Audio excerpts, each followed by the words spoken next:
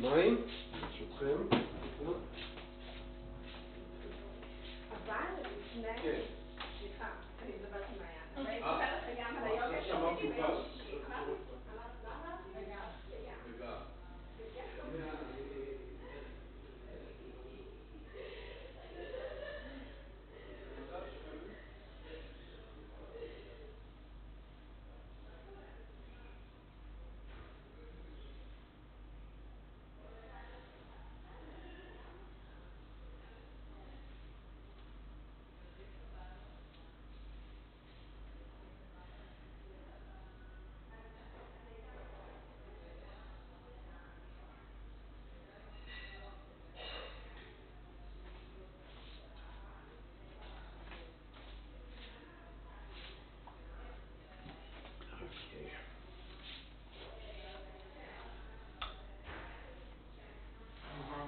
Yeah. Are the PowerPoints?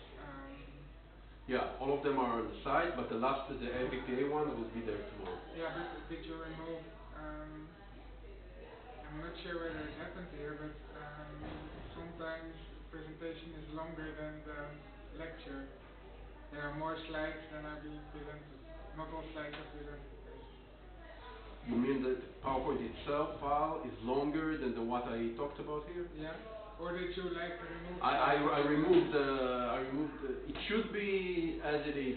I'll go over it again. But if you see something that you think wasn't covered, then let me know and I will add it. Because what I did, I prepared basically a longer version, and then I usually, if I skip something, I upload the updated version. Yeah, because I meant during the lectures, not. I didn't look on Moodle yet. Okay. Yeah, during the yeah. So on the Moodle, it should be all familiar to you and something that I talked about. If there's some kind of you're not sure about it, or you weren't here and you want to be sure, just mail me. Okay. And all the MVPA stuff, RSA, and what we talk about today is going to be there tomorrow. After again, I go over and remove the unnecessary stuff. Thanks. All right, let's get them inside.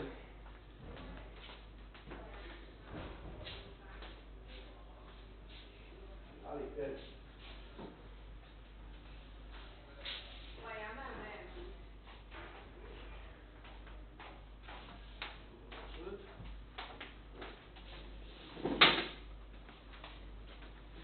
יובל, אתה תספר לנו על המבחן? אספר לכם הרבה סיפורים. גם על המבחן. אוקיי, אל תהיה לי. Alright. Okay, so we're online. So, hello again. After 2 weeks of FANAT was at a conference in Paris that dealt with all this kind of new development in MRI technology. Some things were interesting, something less. Where? In Paris. Yeah, no, it wasn't that.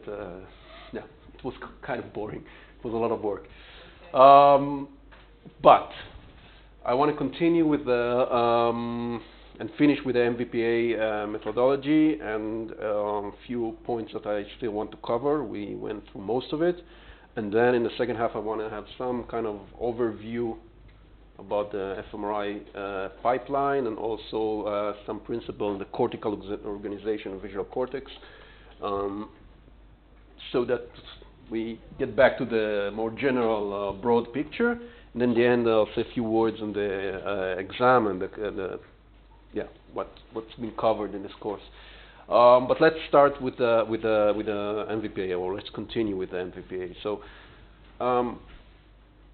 like I mentioned a few times before, there's some kind of general questions that we have to keep in the back of our minds. Some of them we covered, or at least we touched some methods, some research that try to answer partially these questions, like if we have modular representation or distributed. We talked less about effective resolution, but we talked about some large-scale mapping principles like retinotopy, and we'll mention a few others today. A bit about networks, but not too much. We talked a bit about the robustness, especially with the RSA across individual, across tasks, across modalities. So we're not going to answer all of this, and this is just, again, a reminder of what kind of question we're dealing with. And unfortunately, for me, up until now, for you, from now until the exam, there are no simple answers, right? So you have to keep in mind the different approaches and different, different approaches that people take or apply when they research these kind of questions. Okay, so this is just a framework of what we're going to take next.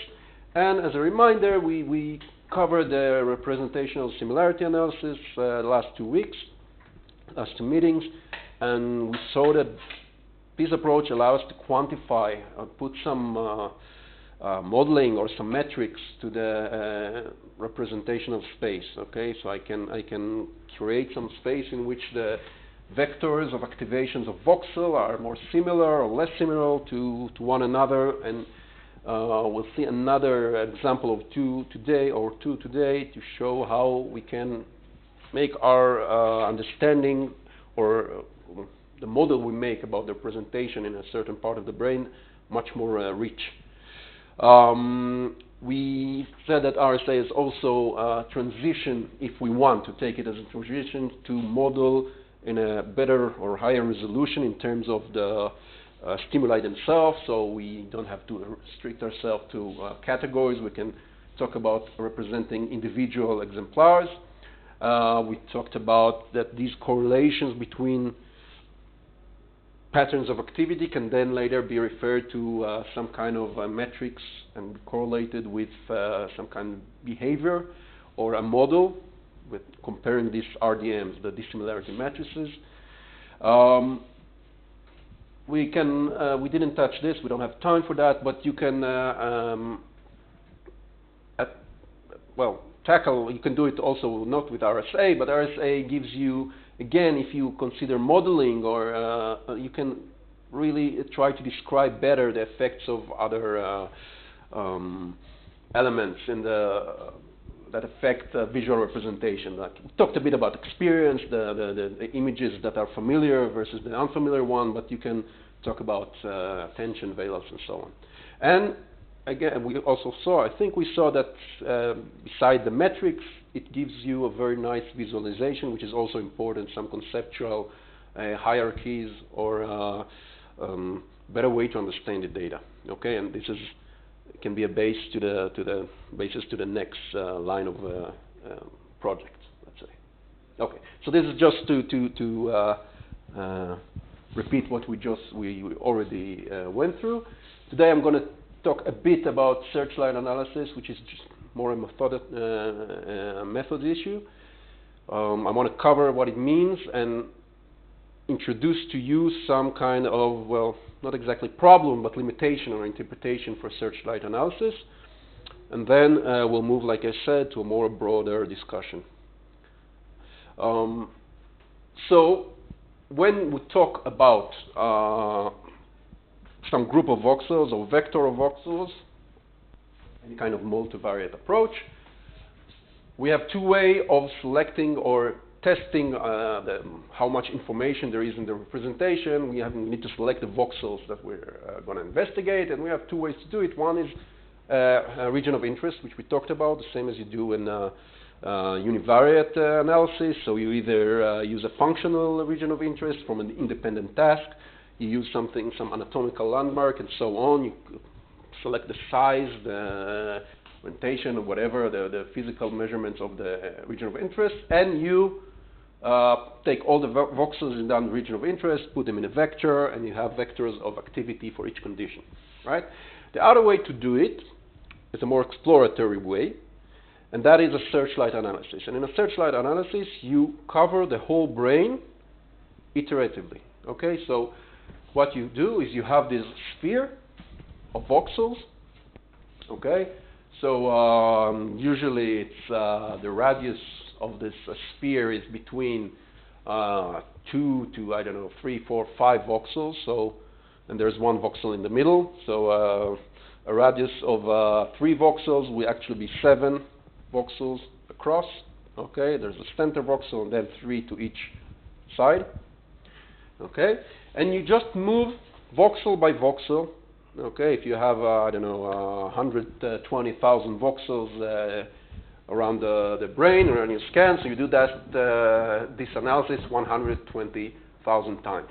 So it's time consuming. It takes a lot of the CPU time, but today it's not that long to do that on the computer, on an average computer. But the idea is this. The idea is very, I think, intuitively easy to get, right? You have the same, we talked a bit about how the SVM or other classifiers can be affected to lesser or greater degree from the dimensionality of the data, which in our case means the number of voxels. Okay, but here the idea is that you take the same number of voxels, right, and you go systematically across the brain and do the analysis again and again. So I'm now in, let's say, voxel XYZ, I don't know, 100, right? And I have a sphere around that voxel. In that group of voxel, I'm now checking the correlation or the decoding between different the activity patterns for different conditions. Exactly what we did up until now. And what I get, usually what you see is this kind of, again, statistic, well, it could be statistics, but it looks like a t-statistic, but basically it's some kind of estimate of information, okay, or the decoding, it could be decoding, or estimate of the correlation, some kind of measure that tells you that for this and that voxel, you have better discrimination of the, let's say, of the two conditions in terms of activation level or activation pattern. And you usually do that. I'll show you in a second. You usually do that for each subject separately. Okay, so for each subject you do that. And if you do that for each subject, it means what should you do? Think about what's being done here. In MVPA, I think you can talk about MVPA in broad sense and Searchlight in particular. So in terms of pre-processing, okay, I do most of the analysis in one subject. So what I should or shouldn't do. What steps let's remind ourselves, what steps in the pre-processing or the handling of the data usually I do to cope if I want to bring data of many subjects together. What should I do? You do need careful motion compensation. Right. You don't need normalization. Right. Because you're going to look at the signal within subject. True. You don't need normalization. That's true. Normalization, what Peter means is like going through one space, normalized space, be it MNI or Talarai, some kind of transformation from your specific brain to the normalized brain. And what you can do, but usually people don't do, is smooth the data, okay? Because spatial smoothing of the data, all right, it helps some things. It helps to overcome these differences, again, between the different brains, okay, and the loci of activation in different brains, because you smooth things, so yeah, you get over that.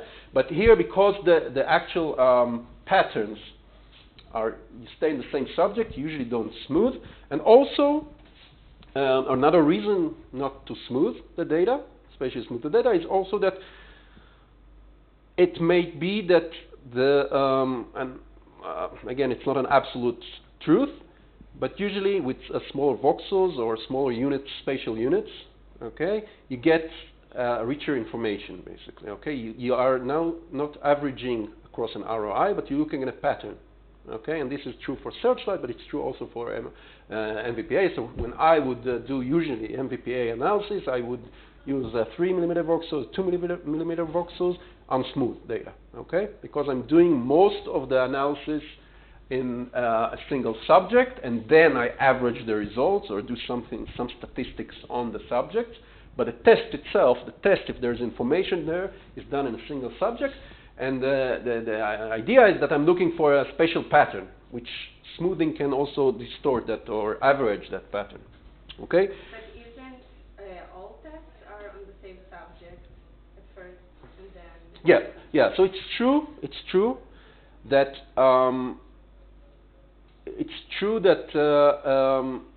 the problems that I just mentioned about the variation, okay, between subjects that can hinder or alter a bit the group results are true for univariate as well. Okay, but there are more, like twice as such or a great more than such in the multivariate pattern analysis, because, for example, in the regional let's say I do an ROI analysis, sorry, with different subjects, then I would get some kind of average activation, or I will functionally define this region of interest, okay, for each and every subject, and I get some kind of value for the region, okay. So because I define these regions per activation, okay, I don't need any kind of actual overlap between them. Okay, I reduce the information for a value, let's say, per subject. So it's basically the same. But when I take here in the Searchlight analysis, okay, and we'll see it in a bit. It will be a bit more clear.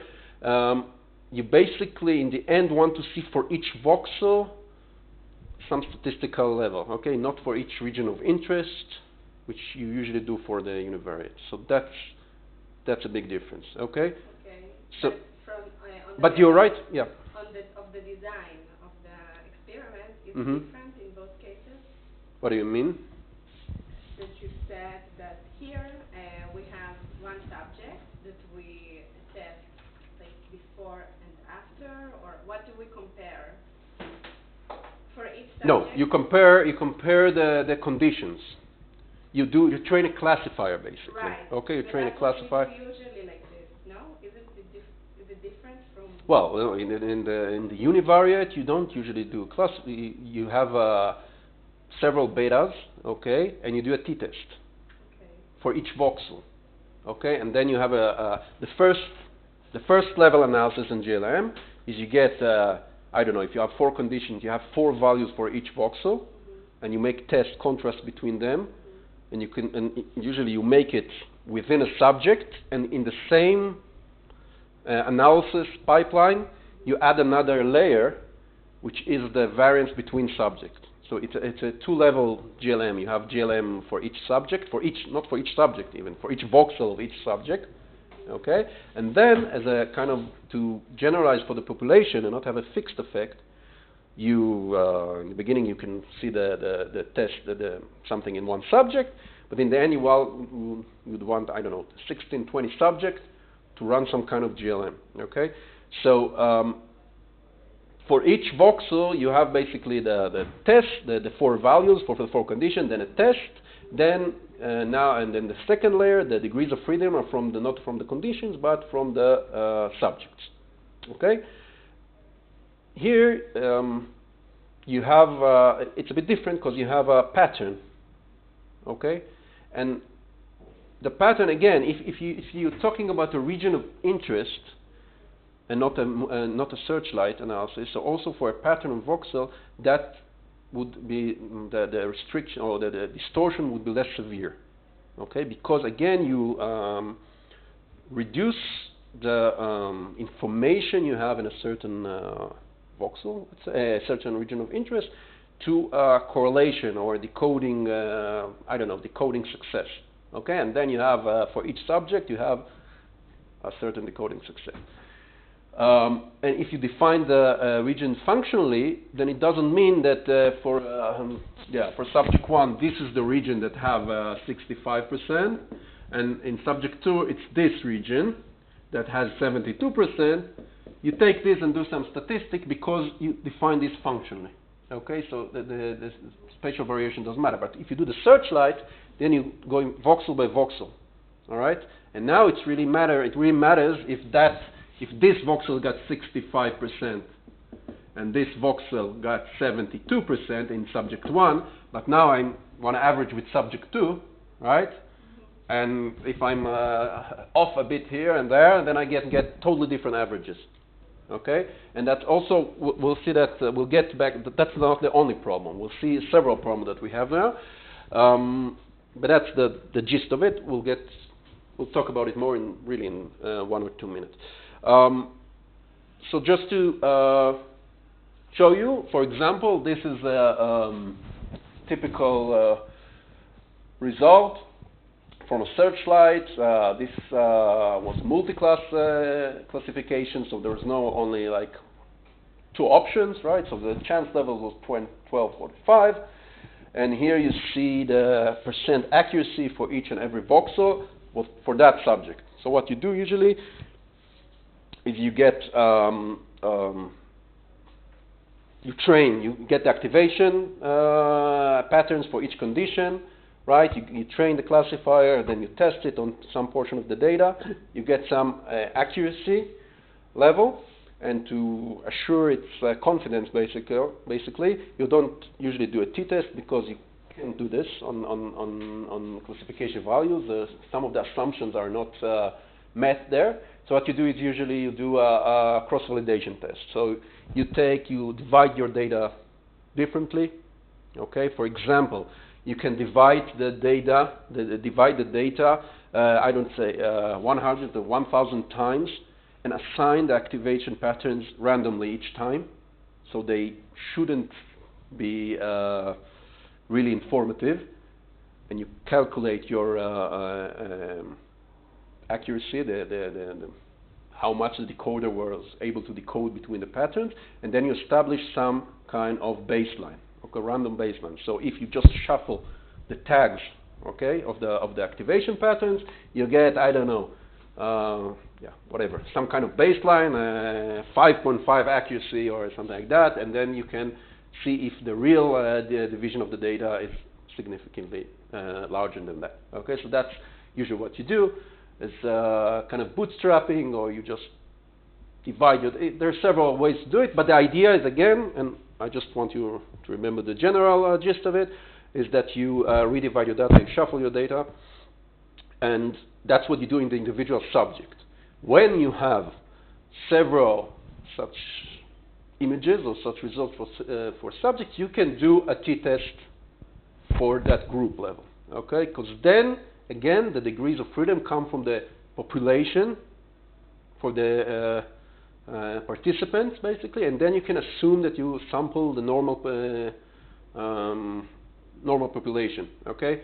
Even though in all psychology and neuroscience, it's not exactly true, as we know, because we usually scan or ask young, educated people from age, 19 to 30, okay? So it's not exactly the population, but it's a normal distribution of the student population, let's say, okay?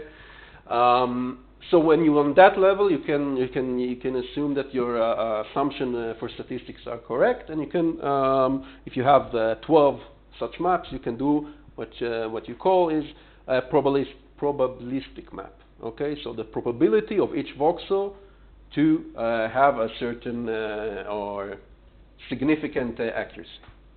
But everything I told you now is nice, but it's also a bit wrong, okay? And I want to spend the next 10-15 minutes to talk about that, and after the break we'll basically finish the new things and have some kind of sum up. I talked about voxels. Let's go back. Let's go back to this map. So for this subject, the red voxels are more informative, or are able to predict with better accuracy, right? Or detect or classify with better accuracy the given stimulus, right? Wrong. Why wrong? Because these are centers of searchlights, spheres.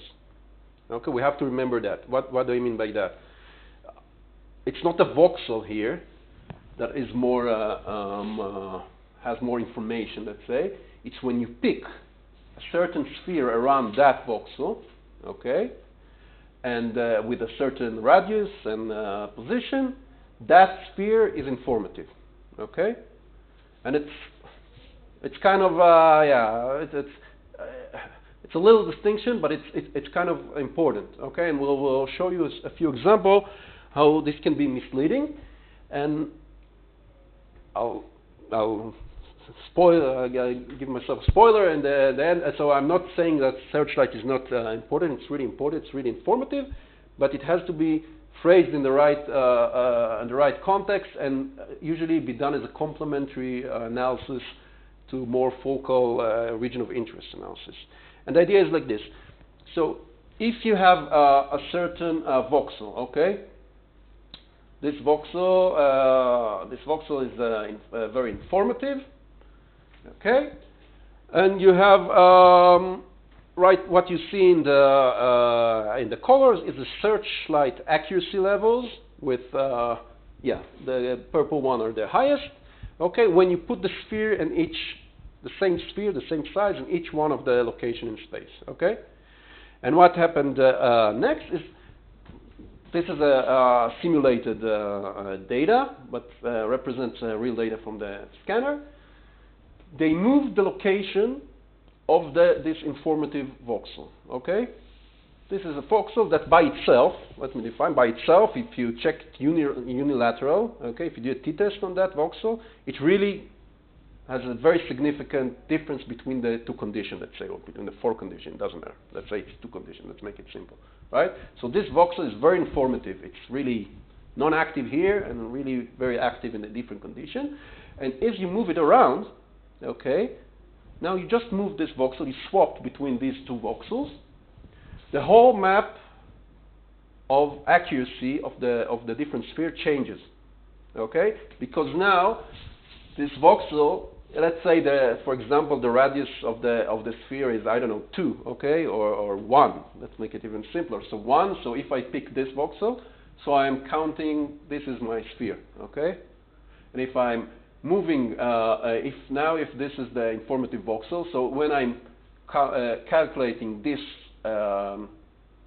searchlight sphere now, so I'm not taking this one into account, okay? Now I move it just one here. So suddenly all of these guys, okay, they consider this informative voxel in the pattern, and as a result, the whole pattern, right, the whole 9 grid pattern now becomes more informative, more power of classification, okay? And this is partly due to the result that support vector machine, which is the implementation that usually is being used to classify. I think I mentioned it briefly. I'll just say one sentence about it. So in general, we mentioned the fact that usually classification is done, we're not in a neuroscience context, it's done for some kind of data with, I don't know, several dimensions, and with a lot of data, a lot of repetitions, okay? And this gives you quite a nice prediction power. In neuroscience, we have a problem that a lot of times the voxel number, which is the dimension, are relatively close or even higher sometimes from the actual data, okay? The actual repetitions, the actual conditions, okay? You have, I don't know, you made an event related, you have 4 conditions, each condition repeated 16 times, I don't know, you have 16 betas, okay, that you feed into the classifier, 16 betas, but you have 80 voxels that you're using, okay? So this tendency, it's called also the curse of dimensionality. It's basically, it's bad news for the classifiers, and it could lead to estimation of overfitting of the data, which we talked about also a bit. I'm just going to remind you, overfitting is having a very, very good results or good classification for the specific data that you trained on, okay? Because you're taking into account the specific noise within the system, but when you move to different data set with the same stimuli but with different noise, the performance will drop because the noise is different now, and your training was based partly by the noise, okay? So SVM is actually pretty good at not being affected of this problem, okay? And one of the byproducts, or one of the characteristics of this, is that in turn it is very affected from a small subset of informative voxels. They affect really greatly the whole pattern. So if we go back to this example, so it might be that swapping just one voxel inside the sphere, okay, even though 8, let's say, okay, there are 3 more here, okay, so if I'm talking about here, so now 8 of the voxels are the same, but one was swapped from non-informative to very informative, again by itself, not as part of a pattern. So the whole pattern of 9 voxels will not be now much more informative.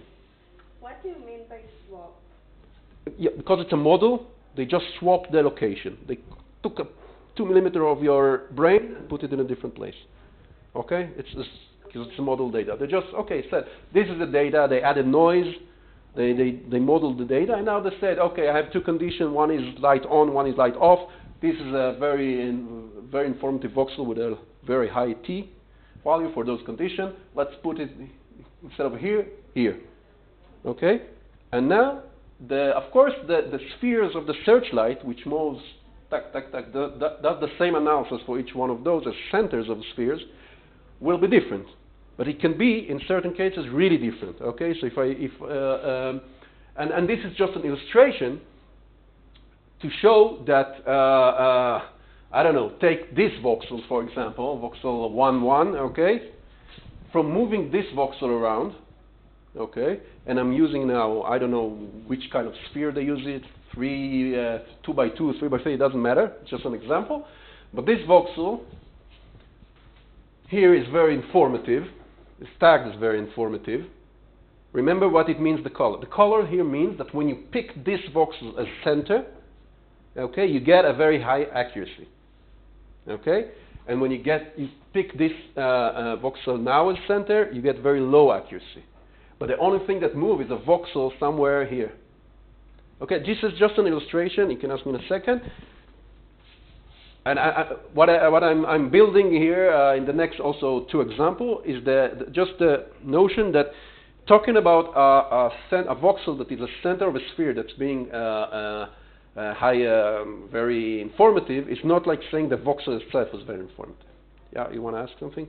Yes, maybe about the procedure that I don't understand, maybe conceptually, because in my view, you have the fMRI and you have the data from the voxel, and you don't choose, like you record, and then in what level do you choose?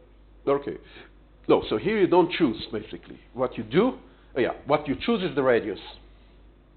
Okay? Of your basically you have like a binocular, and you just move over all the voxels in the brain. But you can take this kind of pattern or this kind of pattern, okay? So you choose the radius. That's what you choose here. When you select an ROI, region of interest, you do choose, okay? And then you have some logic of choosing, either anatomical landmarks or some functional from a different task. You select the voxels that responds to faces because it's relevant for a task, okay? So the first example is that we choose the radius. It means that we choose the scale in which we look at the data. Yeah, you choose basically the scale. It's basically the vector length, okay? Or you look for if the radius is. So again, we're looking at patterns here. So we have these voxels, right? And now this is very active, this is not active, this is not active, this is active, this is slightly active. Okay, and then you take for condition B the same voxel, and you check the correlation or the difference between them. Okay, so if you choose a larger sphere, you'll choose more voxels. Now, it can affect your data. If this, let's say, if this 1, 2, 3, 4, 5, 6, and this 6 voxel, this was very significant. The difference between a response to condition A and response to condition B was very significant, and you add just 2 voxels. So it makes sense that this a larger or longer vector would be significantly different also, okay? Because you have 6 here that are very significant, but it doesn't have to be like that. And of course, usually when you have a bigger radius, you really think about it in 3D, right? So you add a lot of voxels.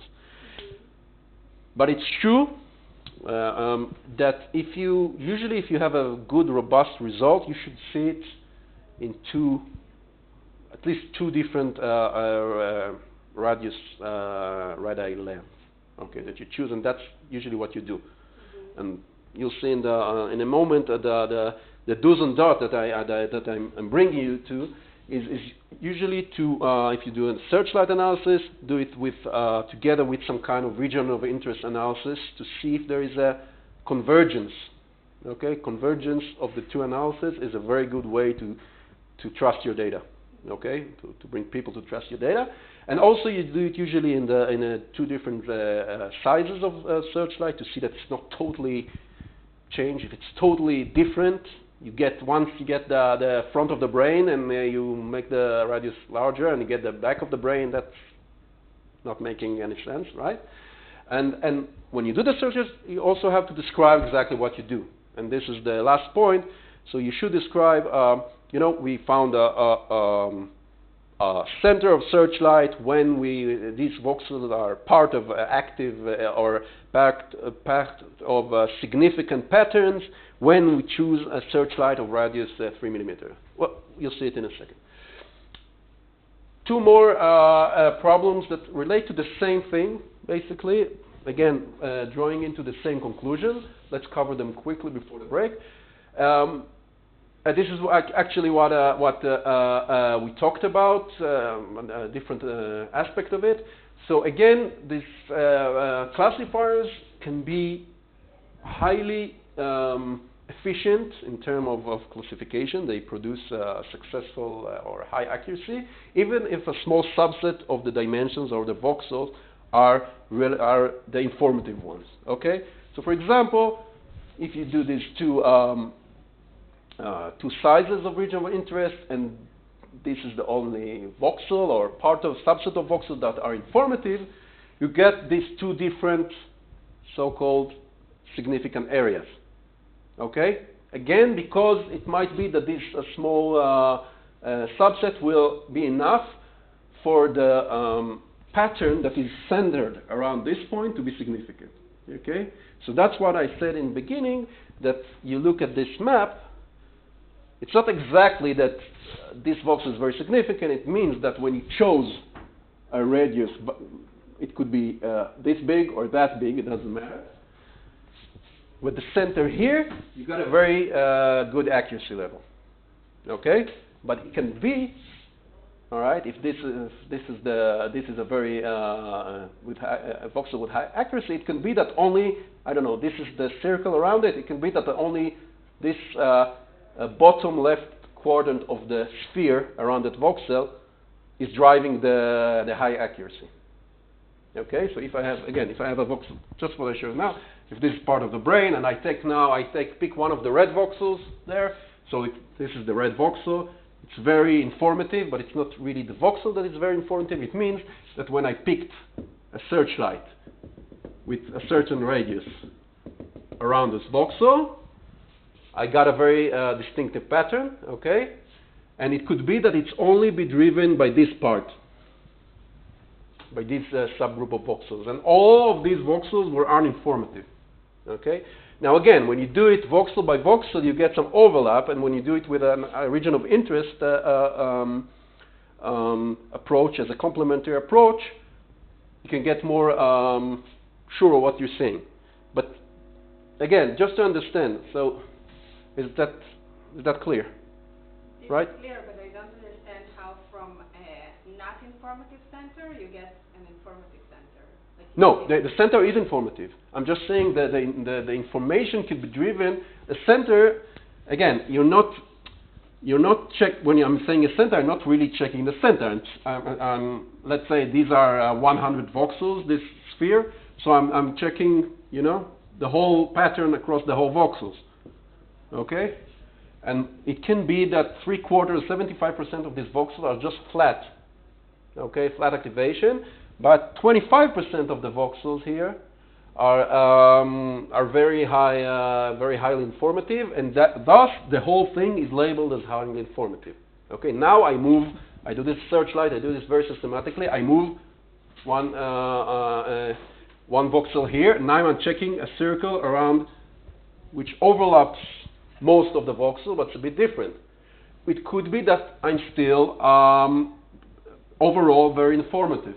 But it could be that this shift has now made this percentage low enough for the whole thing to not be informative. If you have a very, very robust like activation area, stuff like here, okay, it means that you have something here, okay, because there's a lot of, so this is not a worrisome, but you just have to remember what it says, okay? So one of the things you may want to do, if you have something like this, so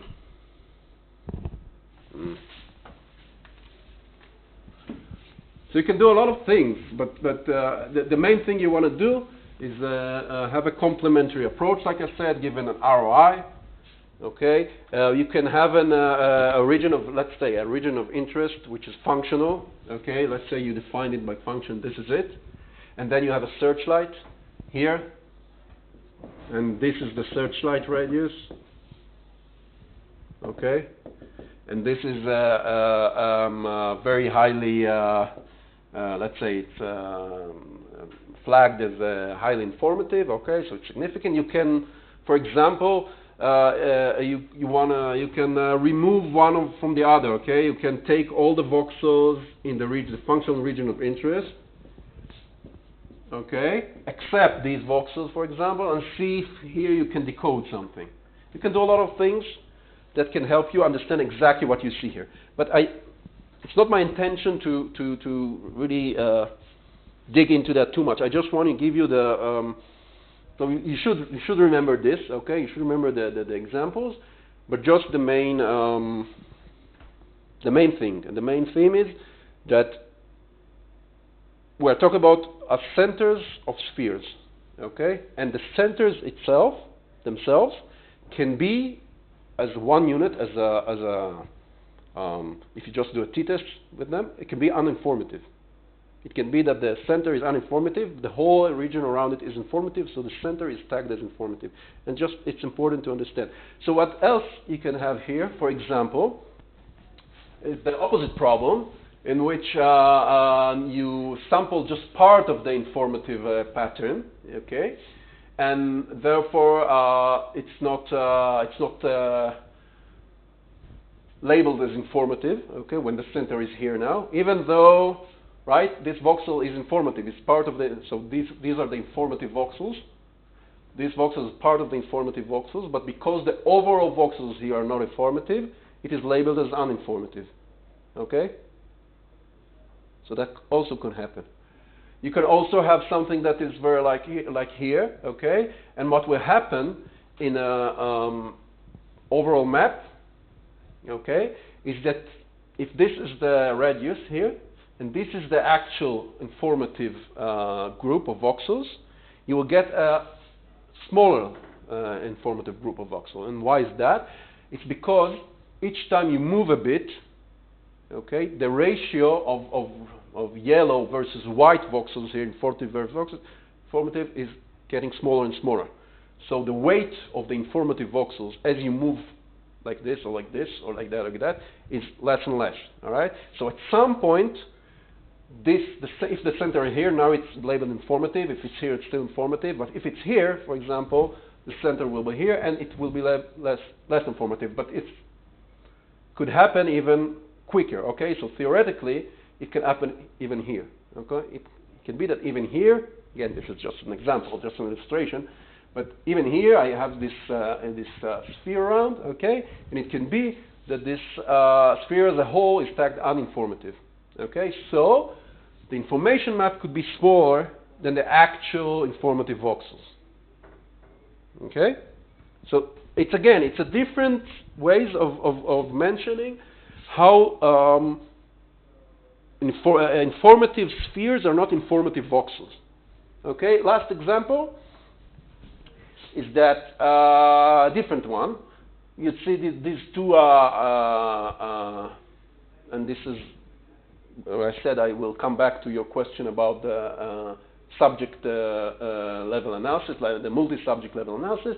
If you have here two subjects, okay, and these are the informative voxels here, these are the informative voxel here, okay, and let's put these on top of another, okay. I'll do it for next year. It's a good point for me to do. But these, let's put them on top of another, okay? So the parts that overlaps that will show well, not activation, but high informative value, okay? If you put the subjects together, will be the middle part, because that's the overlap, so these green parts. But the actual informative voxels are on the left and on the right. And there are, in the middle part here, there are no informative voxels. Okay? It's just an overlap of two circles that are each affected from a different population of an informative voxel. So that also could happen. And this is really important when the variability in subject space is bigger than the variability in the real activation, okay? And that nobody guarantees you that that is not the case. It's actually a lot of time the case. So again, it's not saying that I'm really pitching here against, this is just showing this more of the same. I'm pitching here against searchlight analysis, and that's not my intention. My intention is just to remind you, or when you look at this map, that you're not looking, again, you're looking at centers of searchlights, okay, not at voxels themselves. And to be more sure, again, I'm just repeating this to summarize, you want to first use different levels of parameters. So different, you can use, again, different radiuses. That would be the most appropriate thing to do, and report the radius that you use. Okay, you can try also, yeah, you can try some other stuff, but this is the main thing to do. You report correctly, so don't report what you don't have. It's not critical to you at this moment, but still. So for analysis with 6 millimeter radius, Searchlight found local information related to the effect of interest with significant Searchlight centers located at okay? It's not that we found this voxel to be informative. And the last thing, which is usually done, and you'll see it in papers, is use this together with an ROA-based MVPA or univariate. It can also be okay, but use it with some kind of approach that is driven by some assumption. Okay, if you assume, if you check something about faces and you get with a searchlight something that is really in the area of the FFA, that's a very good sign. Okay, so to make sure you're doing that, do also a localizing task for the FFA and see that these converge for the FF, and then do some kind of analysis. So one thing you do is the whole brain searchlight, which we talk about. We found some voxels. Do the auxiliary task in which you define the FFA by showing faces and houses. You see that these converge. That's nice. Then you can take that region of interest that you just defined, okay, the FFA, and do another MVPA search there. This time it's not a radius of 6 moving along the brain. It's a single MVPA analysis that is done with the whole region of the whole FFA, okay? And that actually, because it's not a radius, okay, gives you a value for that region of interest, that FFA, and you can see how it maps with the whole brain analysis. Okay, so this is the basic thing. You'll see that a lot in papers. So basically, we should have a several minutes break, but you can ask me now or later everything you want to know about MVPA. Okay. By the way, all of you, Peter, you're doing the exam, right? You're doing the exam. So who's missing? Oh, what's her name? Ophir, that went now. So all 5 of you. Because we're a small group, we have it in the small room there.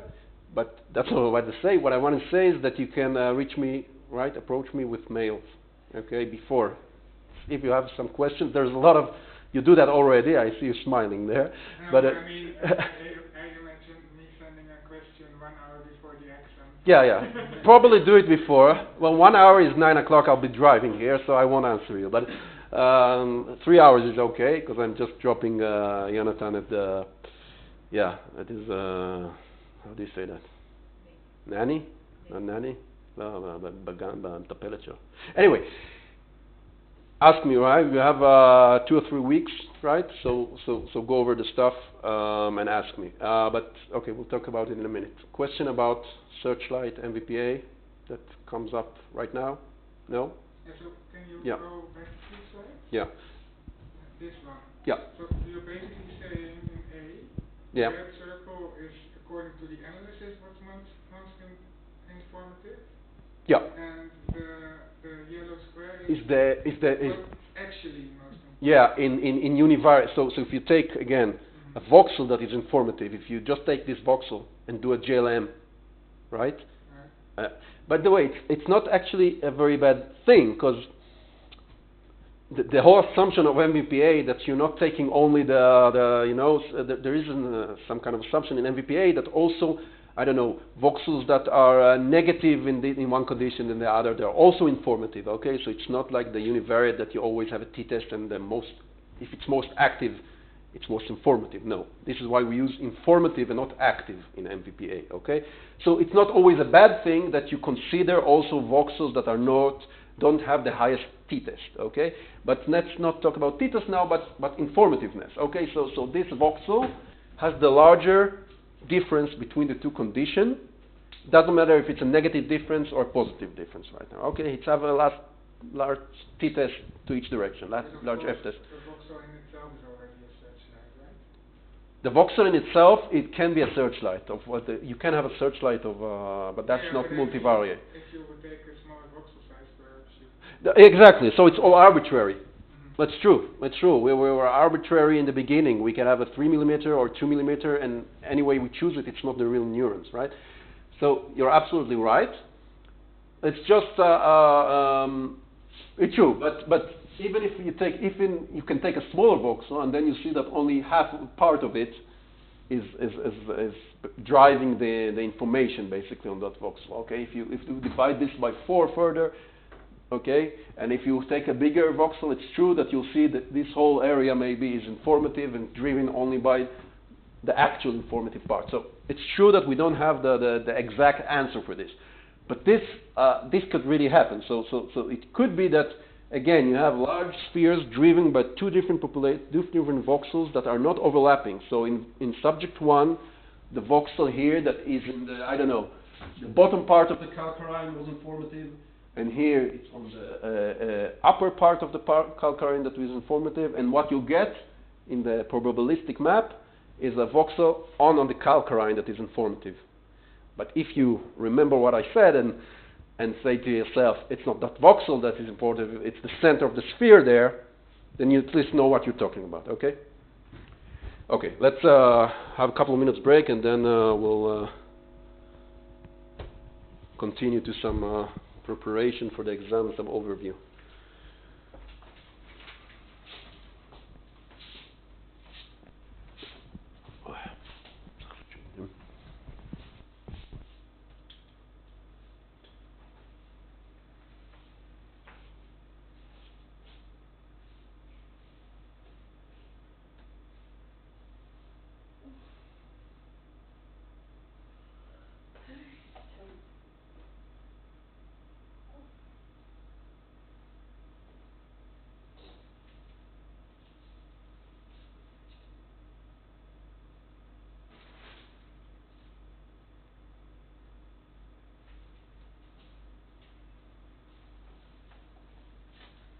אתה יכול לשים רגע את השקופית עם שהתחלת איתה, שזה סיגניפיקנטי? זה? לא, זה. כן. אז פה נגיד, מה הרדיוס שבחר? אני לא זוכר מה הרדיוס פה. אבל כאילו אבל אתה מסתכל פה על הרבה, לא. הרדיוס פה, הרדיוסים קטנים, הם כאלה. אוקיי. כן. לא, אני אומר, אם יש כזאת אקטיבציה גדולה, אז יכולה להניח שיש פה אקטיבציה, אוקיי? אבל לדעת בדיוק כל ווקסל כמה הוא סיגניפיקנטי, זה את לא ממש יכולה לדעת מפה. אז מה שאתה אומר הוא רלוונטי לגבי האזורים האלה, לא? מאיזה בחינה? שאם לגבי הרדיוסים פה. זה לא מדויק, כי זה קשה להגיד, אוקיי? קשה לעשות הנחות לזה. את צודקת באופן תיאורטי במקרה הקיצוני, שאם את בתוך מרכז שכולו אדום, אז כל הווקסלים שם הם highly informative, אז זה לא מדויק לגמרי, כי אם אני... אוקיי, סבבה. יכול להיות שם כמה ווקסלים שהם לא אינפורמטיב בכלל, והם קשורים בכל הזה. נכון. עוד פעם, זה לא... אם יש לך כזה דבר, אני עכשיו, תראה, מתערב איתך על מה שאת רוצה, שאת עושה פה region of interest וזה אינפורמטיב, ואת עושה פה כאילו, זה בסדר. כזאת הכתיבה, כזה accuracy, על כזה גודל, זה בטוח בסדר, אני לא זוכר מה המשימה פה, זה בטח זו משימה יחסית פשוטה גם. אוקיי? אבל הבנת אותי. כאילו, יכול להיות לך, אם זה המטריצה של הווקסלים, שפה יש איזה ווקסל שהוא לא אינפורמטיבי, אבל הוא מורכב במלא אינפורמטיביים, אז כל רדיוס פה יהיה אינפורמטיבי. נכון. אוקיי? אז פשוט רק להגיד בדרך כלל אתה גם לא מדווח על ווקסל. כן? אתה רוצה להגיד שה-FFA, אתה רוצה להגיד שבאזור הטמפורלי. כן. זה פשוט איזשהו, אנשים מדברים על מפה של ווקסלים וזה לא ממש נכון. אוקיי? פשוט צריך לזכור את זה, וזה חשוב גם כשאתה מדווח את זה וגם כשאתה קורא את המאמר. אז בדרך כלל תראי, יש לנו פה תכף תמונה על משהו שטניה, איפה זה בסוף? כן, יש עוד כמה שקפים היום. לדוגמה, אנחנו לא נעבור על כולם, אבל לדוגמה, פה זה Searchlight Map נדמה לי, גם כן על פני כמה אנשים, איזו הסתברות של איפה משהו פרובביליסטי.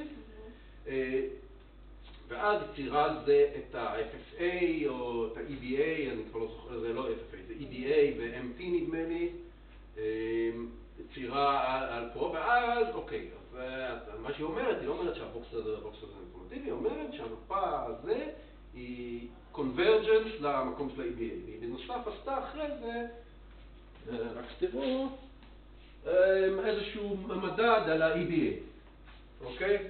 אז היא עשתה משהו על ROI, על LOC, STS, MT, לא משנה, על האזורים שם. פה היא בדקה את זה, אנחנו תכף נדבר על זה בשתי דקות, היא בדקה את זה משהו לגבי האזור הזה, מצאה משהו סיגניפיקנטי, ואז כעדות תומכת, we'll talk about it in a few minutes, ואז כעדות תומכת, הראתה שגם כשאתה עושה Searchlight, הבלוב הכי סיגניפיקנטי נופל מכל המוח על האזור הזה. בתור עדות תומכת, זה מאוד מאוד מחזק. אתה לא טוען משהו לגבי כל ווקסל שם. אתה אומר, לא רק שבחרתי את זה ומצאתי שם משהו סיגניפיקנטי, עשיתי משהו בלי שום הנחה, נגיד עשיתי את זה בשניים, שלושה רדיוסים, ובכל הרדיוסים, האזורים אחרי זה, בום, נפלו על האזור שלי. אז אתה צריך רדיוסים בסרצ'לייט הזה, כי אתה פשוט סורק את כל המוח ואתה חייב להתפקד. ברור. קודם כל, לסרוק את כל המוח, זה לא ייתן לך יותר מדי, כי את תקבלי רדיוס אחד שזה. דבר שני, חישובית, זה פשוט לא הגיוני לעשות את זה. חישובית וגם מבחינת ה-ISVים, כמו שאמרתי, את נותנת לו 3 ווקסלים, זה לא הגיוני. נותנת לו 100 ווקסלים זה אחלה, נותנת לו 200 ווקסלים זה אחלה, גם 1000 זה אחלה, נותנת לו 100,000, זה כבר יהיה לו את הבעיה של ה-curse of dimensionality הזה, וכבר הוא לא יתפקד טוב. חוץ מזה גם, כבר שואלת הזאת שאלה רחבה, שזה פשוט לא הגיוני לשאול אותה. כן, וכשיש לנו את השיטה הקודמת שלנו, שיש לנו ROI, אין לנו רדיוס, כי זה הרדיוס שלנו זה ROI. נכון, אבל אתה כן משתדל, אם אתה משווה בין ROI'ים, שהם יהיו פחות או יותר באותו סדר גודל. כן. לא תעשה 1,100 ו-1,000. כן, אבל אין לנו עכשיו את הקטע הזה של...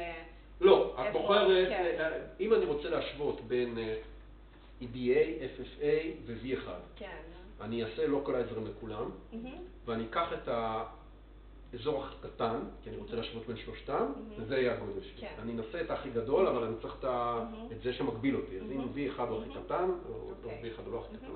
קיצר, אתם מבינים אותי. אני אקח בערך, אחד יכול להיות 250, אחד יכול להיות 190, בסדר, אבל... הקטן ביותר, מה שבערך השווה בין? כן, אתה חייב את הקטן ביותר, או בערך, כן, זה הבדל של 20 ווקסלים לא, אבל אם אחד הוא 1,000 ואחד הוא 200, אני צריך להגביל את כולם 200. מה שאני אקח ב-1,000, אני אסדר אותם לפי, כמו שהזכרתי פעם, לפי responsiveness כללי, אוקיי? של דאטה אחר, זאת אומרת עשיתי localizer, זה לא קשור לדאטה שלי, ואז אני יכול להפוך לסדר את הבטות. יש לי 1,000 ווקסלים מ-1 עד 1,000, מה הכי מגיב ויזואלית, ואני אקח את ה-200 הכי מגיבים ויזואלית, כדי שאני אוכל להשוות את זה. ואם אני רוצה להיות בכלל בטוח גם בשבילי, לא בשביל להבין מה זה, אני אקח גם פעם אחת 500 רק כדי לראות כמה זה משנה. אם פתאום 500 אני לא רואה כלום, או להפך, אז לי זה יציק, כאילו. סבבה. אתה יכול לחזור לשקף הקודם? בואו נעשה אותו פשוט ככה. נחזור את כל הדבר הזה. שקף. זה, אחד אחורה? אחורה. כן, יש לי פה לפעמים, הוא תופס פיקוד. עוד פעם זה? לא, אני גיליתי מה זה העכבר שלי, הלחצן שלו לא טוב, לפעמים נלחץ. פעם שעברה, כן. אחד אחורה. כן. אז הנה, כתוב פה, 4 ווקסל, לא ראיתי את זה. 4 ווקסל זה כלום פה, לא רואים את זה אפילו, זה קטן, כן? זה ספיר. המדד של ה-accuracy בעצם אתה מקבל אותו אחרי שאתה עושה את ה-overlapping בין הספרות שאתה בודק? תלוי, פה לא. לא, המדד הראשוני, לא. אוקיי. המדד הראשון, לא. המדד של accuracy הוא לכל נבדק. אוקיי? זה שנבדק אחד נדמה לי, כן, subject 1, זה מדד של נבדק אחד. עכשיו, ברמת הנבדקים, אתה מדווח שני דברים. אתה יכול לדווח accuracy, כן, אתה יכול לעשות לכל ווקסל פה יש accuracy, אוקיי? ולכל region of interest יש accuracy אחד, זה מה שבדרך כלל עושים. ל-region of interest לכל אזור, ל-FFA יהיה לי accuracy, ואני אוכל לעשות t-test על ה-accuracy שלי. אוקיי. זה דבר הראשון שאני מדווח. מה שאני מדווח בכאלה מפות, Searchlight כאלה, אני מדווח פשוט probabilistic, זאת אומרת איזושהי סטטיסטיקה על כמה, כן, אם זה מה-above chance, אוקיי? כמה, אני צובע כל ווקסל עם above chance בפרובביליטי מסוים. זאת אומרת, אם ווקסל אחד הוא תמיד above chance, הוא יהיה בפרובביליטי 100, הוא יהיה מאוד זה, ואם הוא רק בשליש מהאנשים, אז בפרובביליטי 33 above chance. יש כל מיני דרכים ניואנסים לעשות את זה. אבל בעיקרון, accuracy, זה מה שאמרתי, בכלל ב-MVPA, את המדד החשוב אתה מודד בתוך מידע. אבל ה-overlapping של ה-overlapping זה probability. כן. רק לכולם. כולם? כל הנבדקים? כן.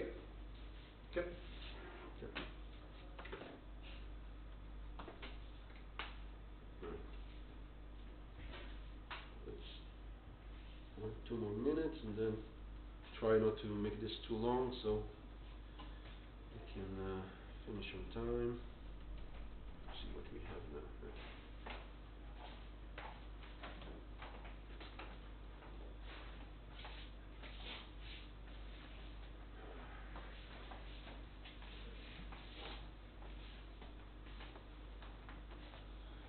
באתי מאודי או בסינגפור בדרך לווייטנאם.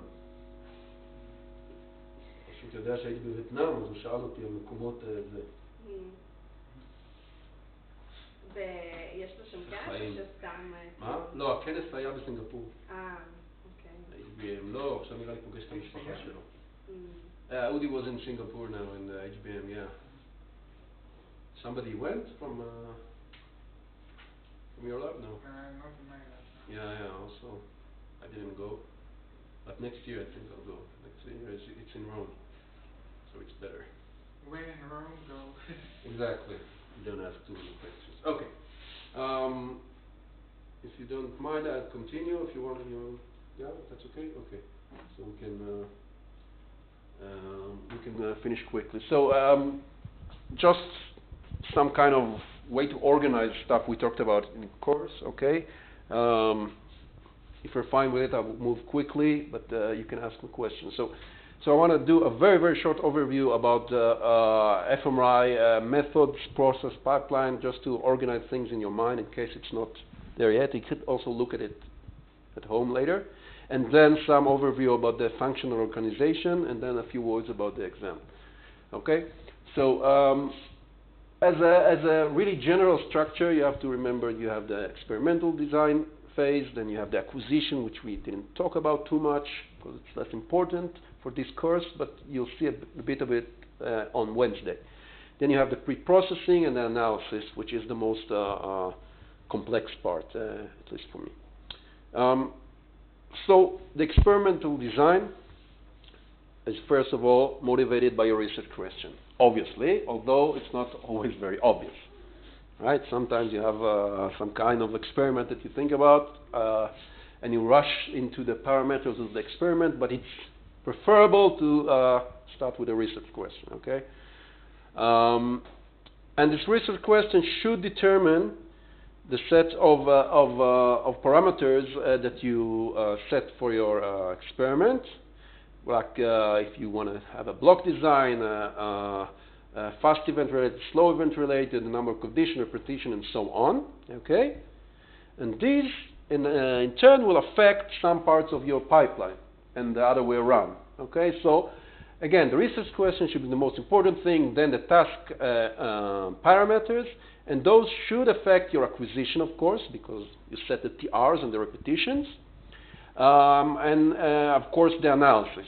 Now, the arrows here are with two heads, basically, bidirectional, because the analysis and the acquisition also affect your design parameters. So, in this case, well, in a perfect situation, the acquisition shouldn't affect your parameters, but the other way around. But you have to remember that sometimes you are affected by the acquisition. Okay, you're affected by the scanner. You have some limitations. We'll see this week. But that's not the really important part here. The really important part is the analysis, and this should be thought of. So analysis should be thought about in advance. It should be affected from your research question, and it has a big influence about the way your task looks like, okay? You can do, a different task will be if you want to do MVPA or decoding or adaptation, which we didn't talk about, or any other kind of analysis approach, okay? So this is, again, this is something just to organize the process in your head a bit. Then we have the acquisition, in which you select the sequence, the TR, the voxel size, and so on. And again, it should be affected from the experimental design and the analysis in turn. Nothing new there. But you can imagine that the TR and the part of the brain you want to scan and the voxel size should be affected. You should understand now that they should be affected by both the analysis and the design. And of course, your acquisition affects the pre-processing. With the pre-processing, I usually divide it into two phases. One is a set of filtering that you apply every time, okay? And it really is determined by the acquisition that you do. So you have to correct for the slice timing. You remember that each slice has a bit different time inside of your TR, so you average for those times.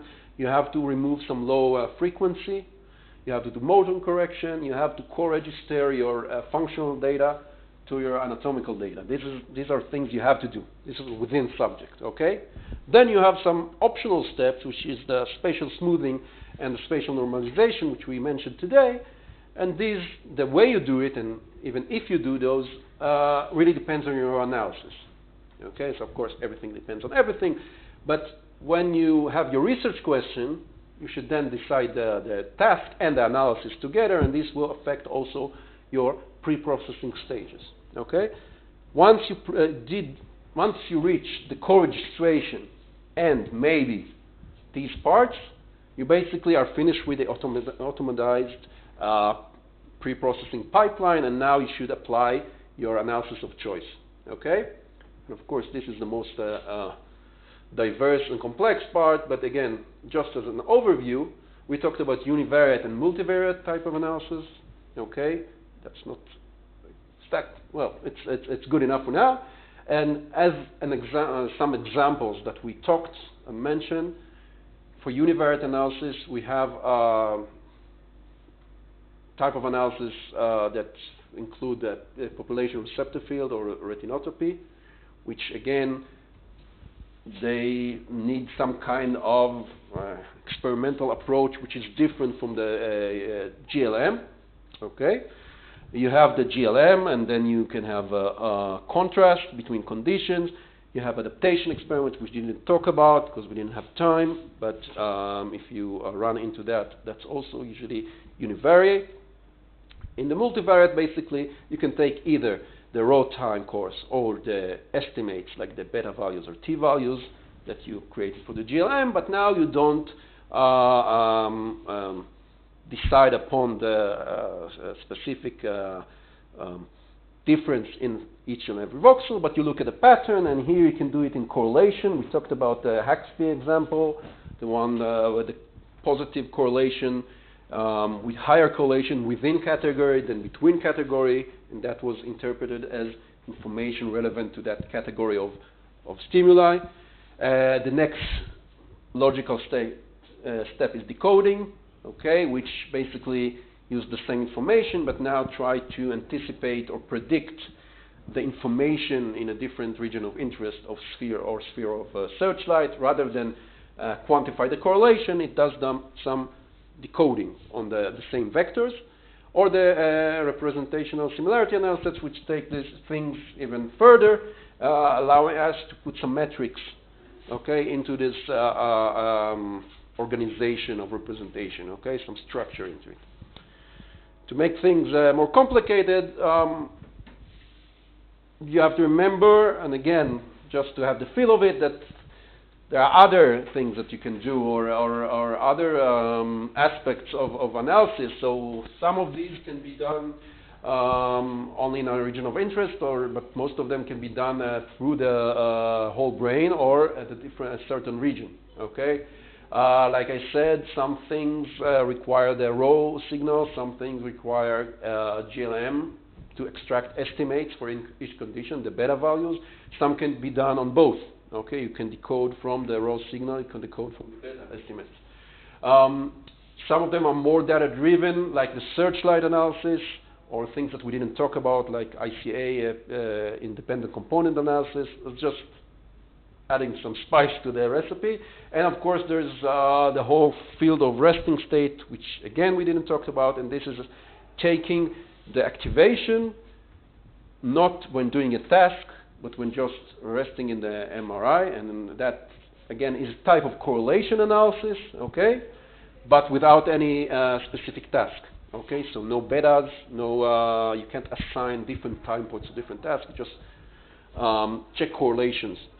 So again, analysis of course affects all parts of your pipeline, including acquisition, pre-processing, and experiment design in particular. And at least you should be familiar with everything here. If you're not familiar with anything here, except adaptation and, well, resting state, the things we didn't talk about, so go over it, okay? So this is just kind of overview. So everybody happy with this, more or less? Nothing really new, okay? Just organizing my thoughts and yours. I'm going to do the same with the, so this was the purely methodological part of the MRI pipeline. Now I'm going to talk about, again, organizing a bit what we talked about in terms of cortical organization or function organization in the visual cortex. Again, very, very briefly, just to frame things in the right directions. So this slide talks about some kind of concepts. Okay, so if we're talking about the way information or representation are organized in the visual cortex, or some may say in the cortex, the whole cortex, this representation or the mechanism that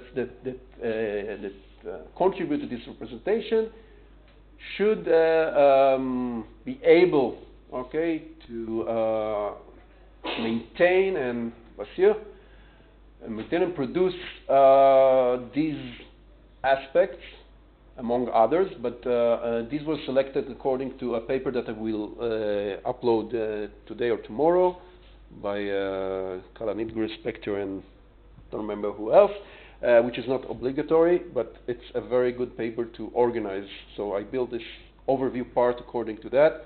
So if you want to organize the things in your head, that's a good read. Okay, it will be in the site. And they state they focus on the more higher visual cortex. Okay, the inferior temporal cortex or the ventral stream, but some of it are true to ventral stream, some of it also to the more the early visual cortex. And if you have some information represented, as you can see in these two categories, okay, so you have here faces.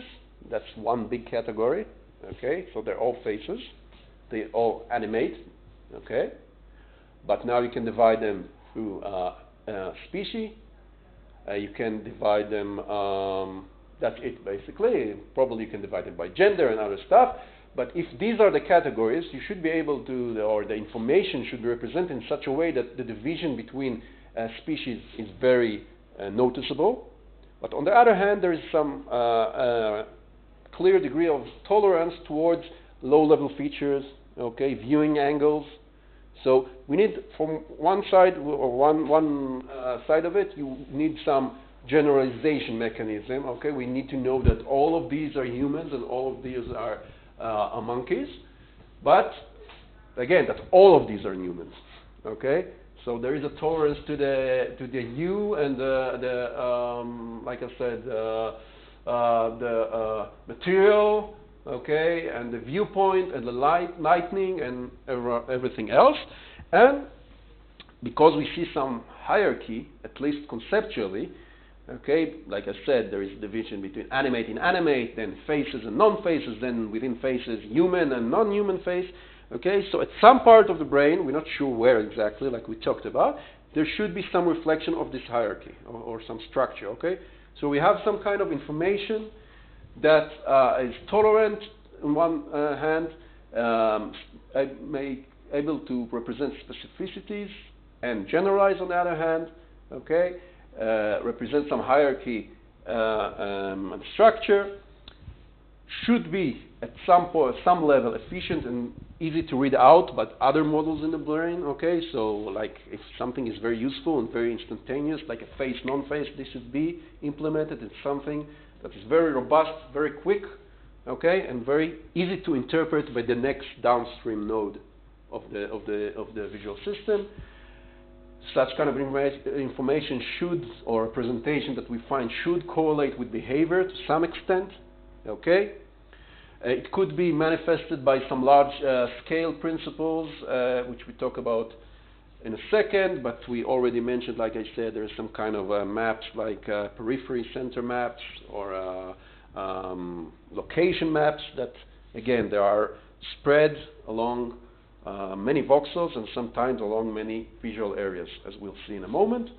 Are you giving now characteristics for our ability? Like yeah, so this is for okay, we assume that for our ability to see, and to categorize and to understand our world, okay, there is some kind of structure, or representation, or organization, okay, that exists, and we should be able, if we claim that we see something in the MRI, okay, it should reflect at least some of these features, okay. We're looking for one area that will. Not necessarily, okay. No. So the whatever drives the FFA, okay, the face area. Some features should be specific to the FFA, but in general, okay, if which we can decode at a certain level, let's say the patterns there, and the patterns represent some kind of structure, like we saw with the RSA analysis, okay, then we should be able to follow this logic in different areas, maybe at different resolutions, okay, some different tweaks, but in general, the representation overall should satisfy at least some of these conditions. It should be consistent to a certain extent across individuals, and here it's not exactly this returns to the question, it's not really an answer, but it could be some kind of, on the extreme, some low-level continuum, okay, so just representation in the visual cortex of the combination of the low-level features without any categorical distinction. On the other extent, it could be that each category, it's like 1 and 0, right? So some kind of really in-category, out-category distinction. We saw already that it's somewhere in between. We saw that there is a gradient and difference in a particular exemplar, but there also seems to be some boundary between categories. So like I said, unfortunately, it's complex. It's nice because it gives us a lot to research, but it's harder for the exam. Okay? But this is, again, this is just, I want to, you'll tell me later if I succeeded, but I want to give some kind of overview of what we're talking about. And when we talk about some implementation of some of what I just mentioned, not all of it, so again, we know that we have the growing specificity to shape or semantics of stimuli. Again, we're talking about the visual systems of visual stimuli. We know that this correlates again with changes in the receptive field size, in the location specificity. Okay, and so this is the main, let's say, computational pathway. And we know also this computational pathway. If we again take this very, very rough sketch of the visual cortex. So let me explain what's going on here. This is the posterior part. This is the anterior part. And let's say the calcarine is around here. Okay, so these are all the ventral part, just flattened, and these are roughly the dorsal parts. Okay, so what we have in a very, very rough way, oops, sorry, is a change in the complexity, I would say, of low-level features. Okay, and let's say receptive field size, okay, going from posterior to anterior. So when you get, let me explain this better. When you move to from posterior to anterior, you get more specialized, okay, according to semantics, to categories, and so on. You got more specialized area. Okay, if here we're talking V1, V2, V3, we're talking only about just intensity and contrast, and we move to more complex stimuli, but less specific overall. Of course, every neuron is very specific, but overall the region covers the whole range of stimuli. Okay, and here you get to some kind of specialized regions, although again, we saw that it's not completely segregated, so we have some distributed patterns along these regions, but you have these specialized clusters of activation, and they are also organized in a very certain way, okay? And this the last thing I'm going to mention before I talk about the exam is that, maybe you'll see it in the next one better, let me see. Yeah, you could see it here. Let me skip here.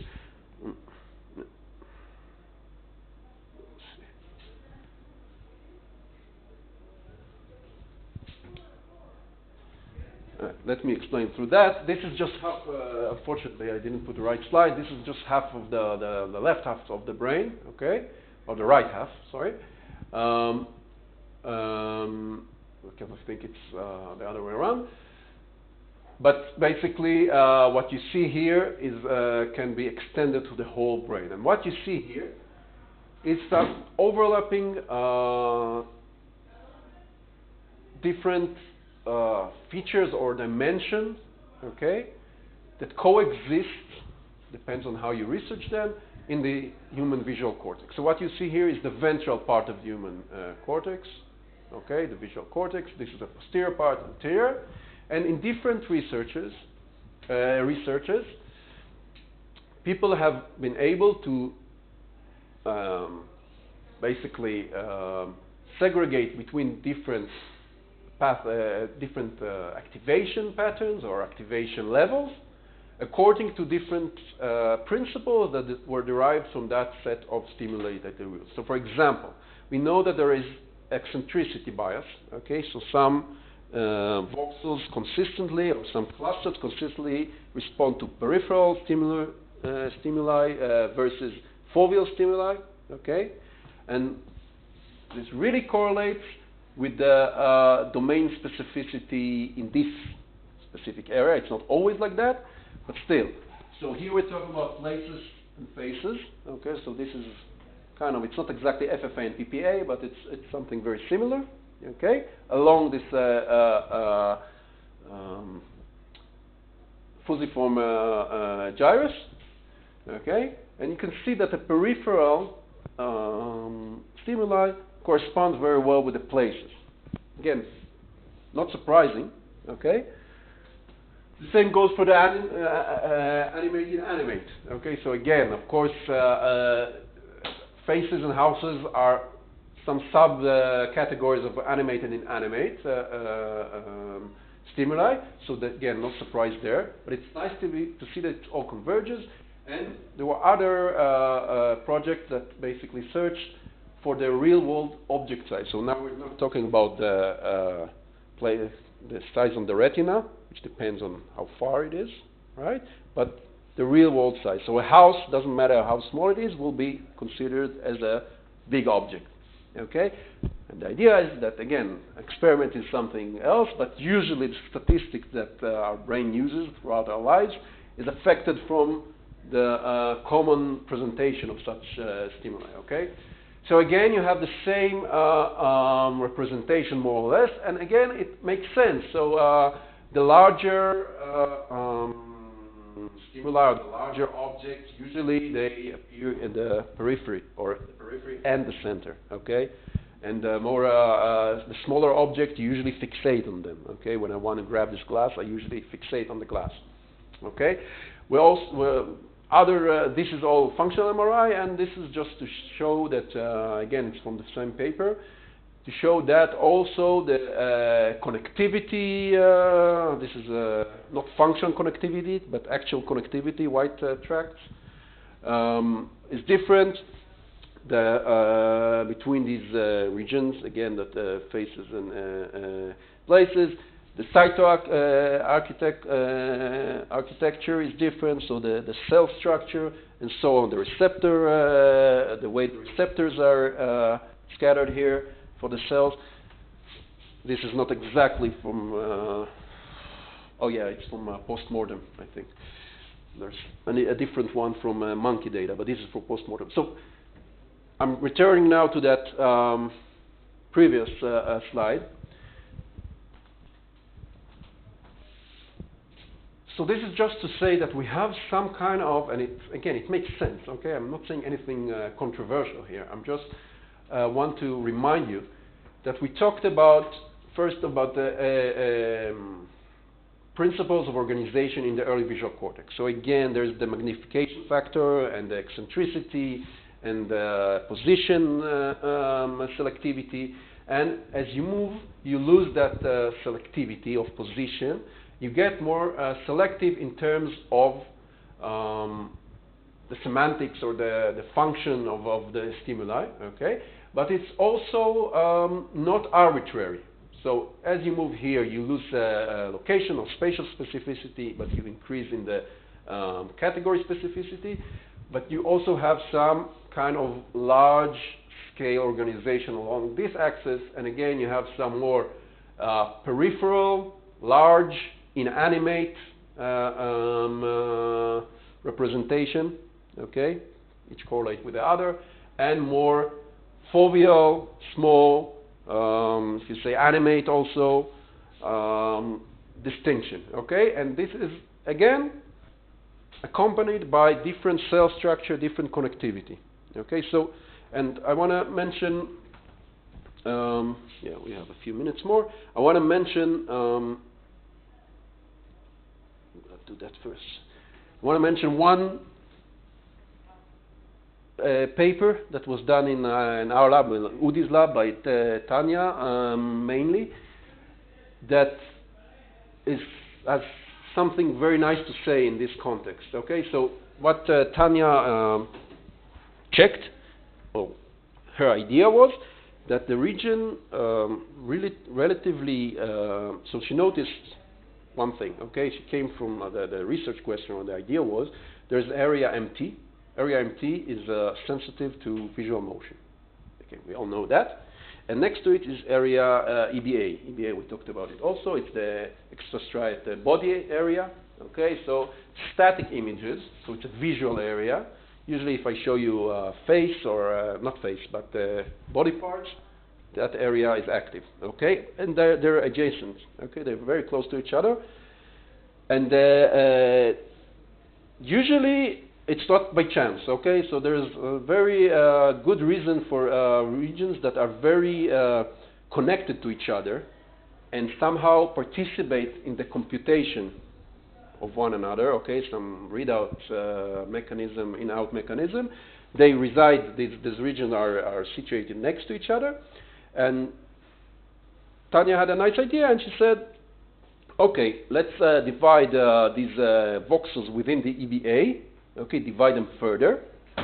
And the idea is maybe the voxels that represent hands or arms and legs, okay, are more closely situated next to the MT region and are also more connected, or they somehow share the representation, okay?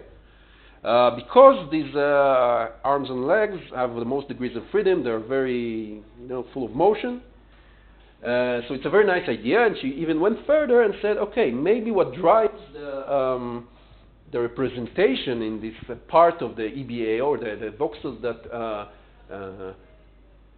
participate in the representation of arm and legs, and not only the structure, but also the kinematics,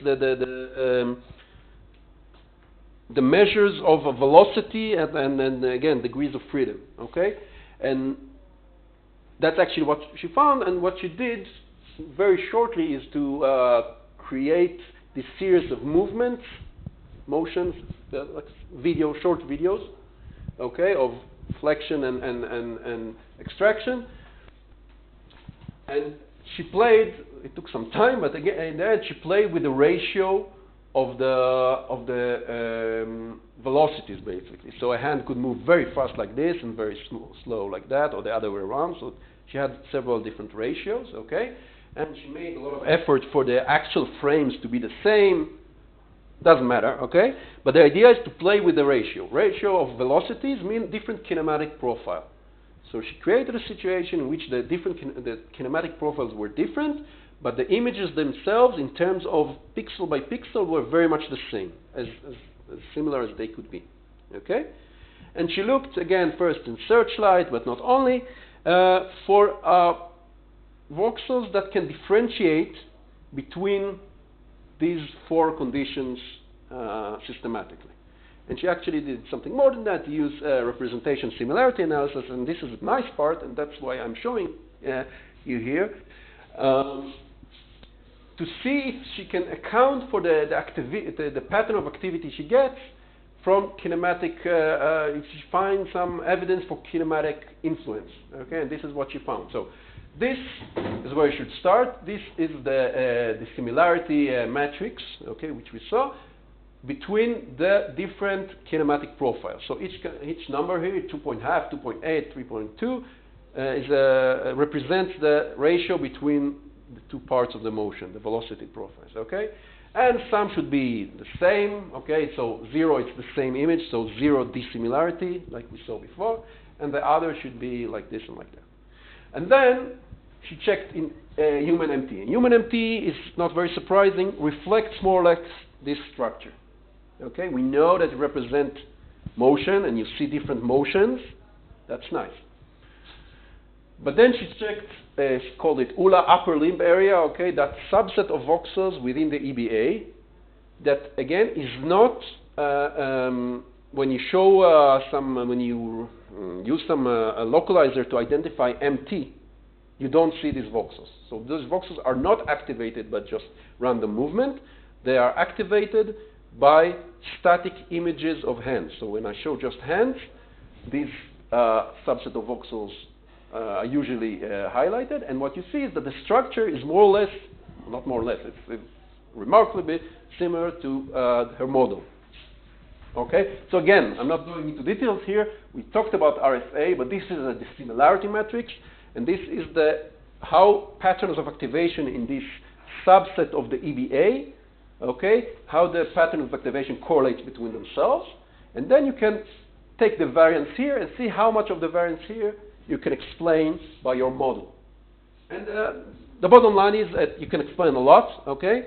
And this is a nice way of showing that, and why am I showing you that now? First of all, it's a nice example of RSA analysis, but more importantly, it shows you that you have a group of voxels, okay, that usually people think about as being driven by very static low-level features, okay? So the shape of the hands or whatever, classical approach, okay? You have a house, the PPA lights up because you have the shape of the house and the context of the house and so on and so on. And here, there's a group of voxels, and you can explain the activation very good, not by any visual feature like intensity or something, only by the kinematic profile, the way they move, okay? And this coincides very nicely with the fact that these voxels represent hands, and they are adjacent to the MT. And she also did some connectivity analysis to support and show that there was a lot of connectivity, functional connectivity between MT and, so let's say, what you do usually in functional connectivity, you have this region, and you have MT here, and you take another region with the same distance from MT, physical distance, okay, and you check the connectivity between this, our area and MT, and area and the control, and you see that there's more connectivity here. So she found a group of voxels that are usually considered driven by like the static shape of hands, and she said, look, they actually, and then she continued with a series of she did more work on that, but look, these voxels sit between the rest of the EBA and MT. They participate in the kinematic estimation of the hands, and it's not a coincidence that the representation of hands sits exactly next to MT, okay, and then it enables her to talk about the whole organization of that part of the visual cortex, okay, so if we go back, and this is the punchline, not this is the punchline, this is the punchline, that you have LO here and you have MT. Here you don't see EBA, but EBA sits around here, okay? So it's exactly between it's next to MT, okay? Between the LO, which is it can be sometimes, if it's the LO complex, so it's EBA is part of the LO complex, okay? But not, so it sits around here, and it's not sitting there by accident, okay? So there's a continuum here, and this continuum is organized in such a way that it reflects, again, the peripheral place, the size, if you want, kinematic factors, okay? So that's something new that she showed. And it's all based on the idea that you want regions that are very tight, they have very tight coupling to be usually close to one another, okay? And be part of the same stream, although there is crosstalk between the stream.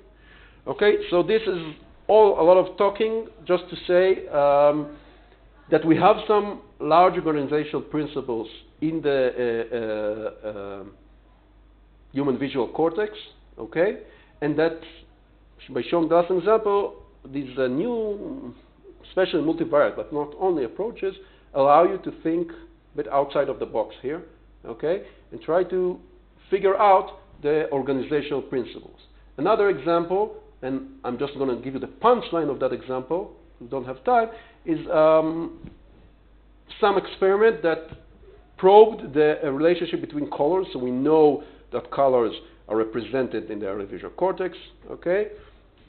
And what they did is, again, using some kind of RSA, presented different colors, but now they checked not only which voxels can differentiate between colors, but the relationship, the map of if there is some kind of global map, okay? And what they find is something interesting. They found that in V1, the tuning curve for a certain color was the sharpest, so they were most distinctive. So if you want to say if this color is, the representation was the sharpest. So for blue, a neuron would respond very high and very low for all other colors. However, the gradual transition from color to color, and colors are frequencies basically. So you move from red to, like the rainbow, right? That was actually best represented in V4.